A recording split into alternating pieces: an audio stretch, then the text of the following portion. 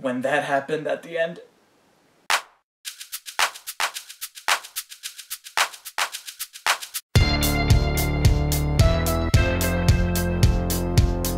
Hey everyone, David here. So one of the most anticipated movies of the year, Jurassic World, has been released because it's been a decade, about a decade and a half, almost a decade and a half since I can't say decade, a decade and a half since the last Jurassic Park movie, and a good 22 years since the original, the one that people have the fondest memories of, because an awful lot of people have issues with The Lost World Jurassic Park, and then even more people have issues with Jurassic Park 3. I tend to favor 3 over 2, but I do acknowledge that both movies are immensely flawed compared to the majestic Jurassic Park, the original from 1993. And here we finally get a brand new installment that changes things up a bit, not only because of the title is called Jurassic World, we're dealing with a world now, but also because this is the first one since Jurassic Park 3 back in 2001, and it's meant to reinvigorate the franchise. And in Jurassic World, this new park, entitled Jurassic World, gets built on the island from the very first movie, Isla Nublar, or Nublar, I think it's Nublar. And basically, it's a park that has actually been open for some time, and because of how technology has evolved, they managed to find a way to somewhat domesticate these dinosaurs into not only training them through Chris Pratt's character Owen Grady, but also keeping them in line with their security systems and making a brand new park that is safe and fun for the whole family, until they decide to make this brand new hybrid of a dinosaur, because whenever they introduce a new, like they call asset to the park, more people come in, and in order to keep this park going, they need to try different things with their park, similar to this franchise, which is one of the things I really enjoyed about the synopsis for this movie, is the fact that how they treat this park is similar to how filmmakers should try to do with this franchise. Introduce something new to keep the momentum going. And they not only do that with the park themselves, with this brand new dinosaur, but I feel like the filmmakers did that as well with this film. Because that's what this movie got right with the Indominus Rex. Jurassic Park 3 tried to do that with the Spinosaurus, but it was only in like a handful of scenes, and then it just kind of goes away. And you never got any kind of, it just felt like a typical dinosaur. Whereas this one left a lasting appeal on me. Like, this dinosaur felt like a legitimate threat. It felt scary. Whenever it popped up, my heart was legitimately racing a little bit faster. I mean, I wasn't like terrified, but I was feeling scared for these characters because of how scary this dinosaur was. And I'm not going to give too much away, but there's certain things that they reveal about this dinosaur that the trailer didn't really give off, and I'm like, damn, this dinosaur's legitness. And it's because of this dinosaur that Jurassic World just runs amok. It is all because of this dinosaur that managed to get a little idea, a little special idea, a new thought. I recently watched Wolf of Wall Street, so I remember that scene of Matthew McConaughey. A special idea, a brand new idea. This dinosaur decides to play around with the humans, and because of that, the security measures, much like in the first movie, get broken down. And that's one of the minor criticisms that I had when I first saw that very first trailer that came out for Jurassic World, is that we're kind of rehashing the same story. And they kind of do, but at a much more personal level, because this dinosaur is very, very smart. It's not just some animal that's just running among saying, oh, I gotta eat, so I'm just gonna eat these people and run my life just like I was supposed to do 65 million years ago. This thing legitimately toys with our characters and makes us feel scared for them. And one of the things that helps that is because these characters are actually pretty compelling. Chris Pratt plays Owen Grady, who's the guy responsible for being able to train some of these raptors, after learning that all you really have to do is develop a mutual respect with the animal, because at the end of the day, they're just animals, meaning they think like other animals, such as tigers, lions, bears, dogs, cats. So if you simply don't control them and you find a way to respect them and let them know that, hey, I'm not trying to oppress you, I'm trying to get along with you, that's the key to the whole thing. And because of this, he manages to domesticate, well, not domesticate necessarily, because just like real, that's one of the little details that I really liked about this movie, is that he doesn't necessarily control these raptors, just like he stated. He's able to fend them off, but if they are hungry enough, they're gonna jump at him, just like in a circus, a tiger ever so often takes a bite out of a ringleader. And that's a little detail that they carried on over into this movie, and I really appreciated about the writing in this movie. And then you got Bryce Dallas Howard, who is kind of in charge of the entire park. And at first, you're not sure if you're going to like this character or not, because she's one of those workaholics that is just so invested in their work that they don't realize that they have family that are coming over, but they also don't realize something that Chris Pratt's character continues to remind her, is that these animals are alive. They have emotions, they have feelings, they have thoughts, and they're not just numbers on your little spreadsheets to raise revenue. And it's an interesting arc that she takes throughout the movie, to where you kind of do side with her by the end of the movie, and she becomes a competent character by the end as well. There's plenty of other fascinating characters in this movie that, again, make you feel invested in some of the thrills and suspense.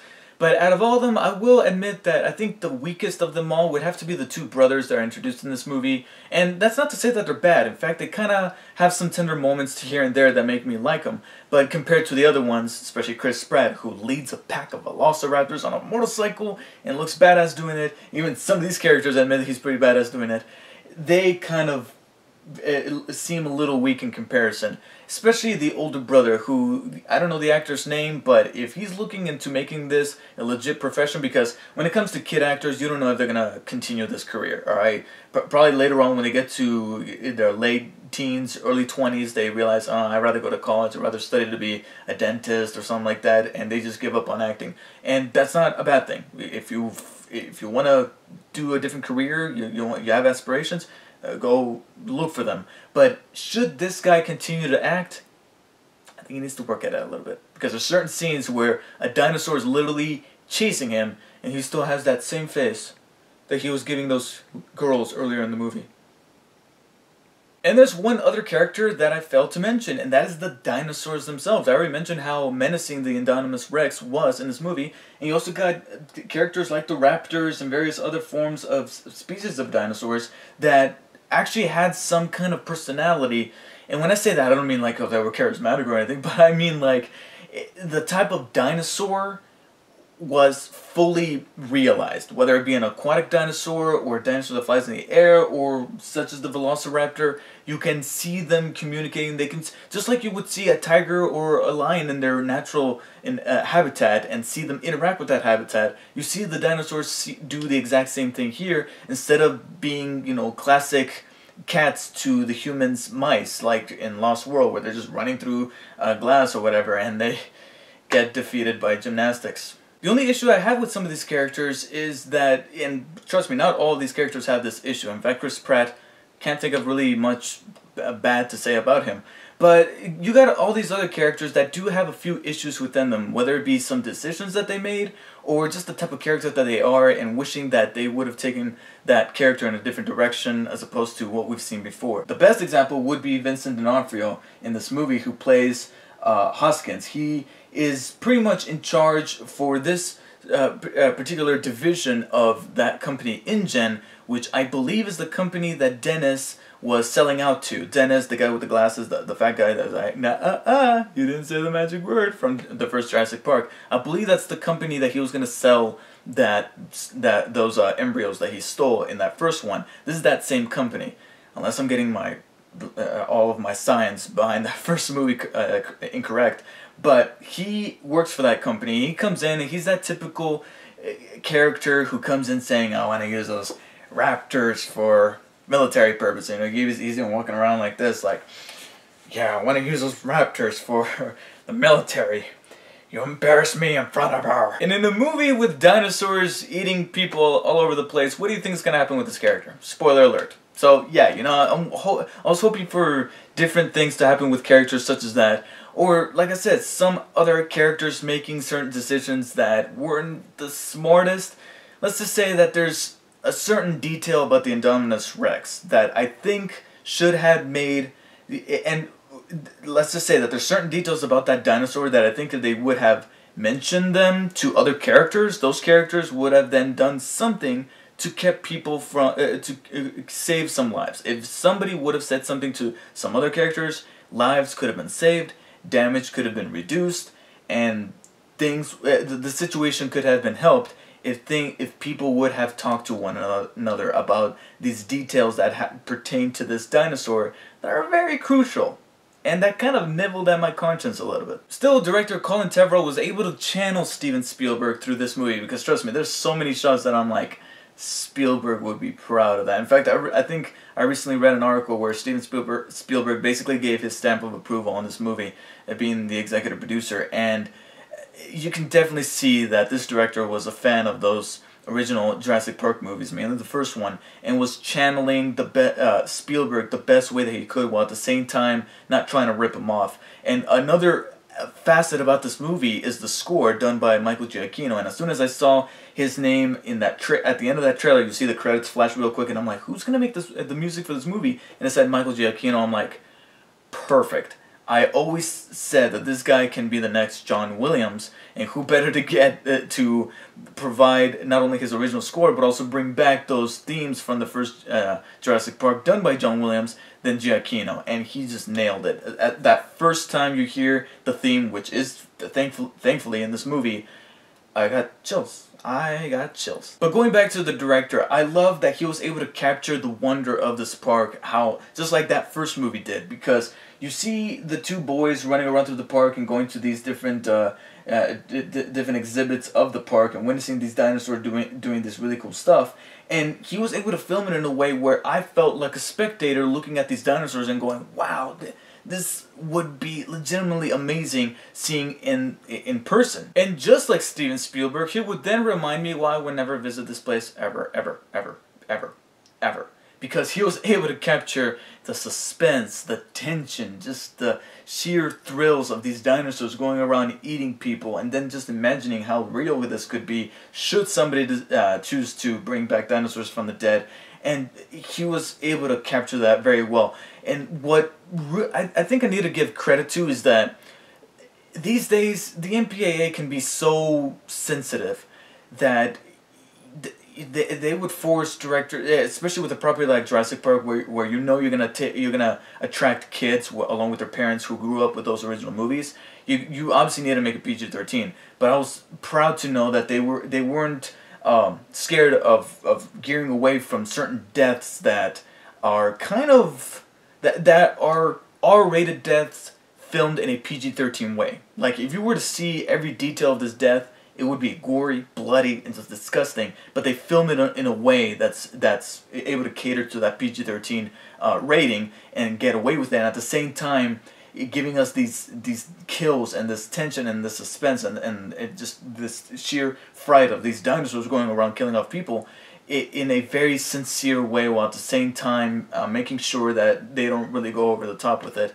And that's something that Spielberg was also able to push with that first Jurassic Park. You see a severed hand, an arm, and it's still got a PG-13. And I love that they were able to still capture that with this movie, despite other movies simply just showing a character going, oh, like that, and the dinosaur going at him, and then it just pans away and you don't see anything. Because the majority of the time, any other movie would have done that, not this one. If there was anything else to criticize about the movie, it would be something that I criticized the movie for back when that first trailer came on. That is the effects. Ever so often, and the effects on the dinosaurs, they didn't look bad, but they just looked like effects. I was able to tell that they were CG dinosaurs. And to be honest, by comparison, I think I still prefer the effects from the first movie. Man, those effects still hold up to this day, and to think that was made in '93. Oh my goodness, it's amazing. It's truly amazing. But don't get me wrong, there's still some cool visuals in this movie. It's just that ever so often they would do something that would counteract a point that a movie reviewer, Chris Stuckman. If you guys watch me or Jimmy Johns, chances are you have come across Chris Stuckman. I really like the guy. I really like his videos, and I recently watched his review for Jurassic Park 3, and he nailed something right on the head, and that was that when you are now dealing with now that CGI is more at a director's disposal when it comes to an effects heavy film like the Jurassic Park franchise. when you cut to a close-up of these dinosaurs, if you're using CG dinosaurs, you're going to be able to tell certain details on the skin, on the textures about these dinosaurs that it's going to give off it's just going to break the immersion, and it's going to give off the appearance of a CG animal to the audience. So instead, you use practical effects, and that's something that Spielberg would often do in the first two Jurassic Park movies. Whenever you would cut to a close-up of a dinosaur, they would always use a prosthetic, animatronic head of that dinosaur. They would never use CGI, and they would only use CGI for a wide shot of the dinosaur. And you get plenty of wide shots here, but you also get some close-ups of dinosaurs, and you can tell it's CG, and I'm like, this. I know it could be kind of costly to make these animatronics, but it's kind of ironic that an animatronic head costs more to make than a CG dinosaur on the computer. I mean, yeah. But that's just how it works these days, and they chose that route instead of using animatronics like the original. But that ending, or that thing that happens at the end, which obviously I'm not going to spoil, but the crowd was cheering, and so was I. All of us in the theater, I cheered, yeah, and for a good, like 10 minutes or so, however long that lasted, I felt like I was 5 again. I did. I mean, as slightly over the top as that moment was, I don't care. I mean, I acknowledge that it was a little over the top at points, but I don't care. I was a kid again. I was a kid for that brief moment. Ignoring problems like rent or going to school or having a job or stuff like that. I forgot, and I for a brief second forgot about some of the issues that this movie did have, and left the theater just like, oh. And it is then where I realized that Jurassic World is a legit blockbuster that you gotta go see this summer. Not sure if it's gonna end up on my top 10 by the end of the year, but man is this so much fun. And I don't know if it's going to hold up as the original, but gotta be honest, I think this might be just the best in the series since the first. For that, I give Jurassic World a high 8 out of 10. So, let me know what you guys thought of Jurassic World if you have seen it, and the ultimate question, if Jurassic Park or Jurassic World truly existed, would you go? No, I wouldn't. I'd stick with the movies, and trust me, talk about a throwback Thursday. This movie definitely throws back, in some respect, to that first movie, and it just makes me want to watch that original again. And so, yeah, I'll definitely stick with the movies instead of going to a real Jurassic Park. Yeah, life finds a way. I'll see you guys next time.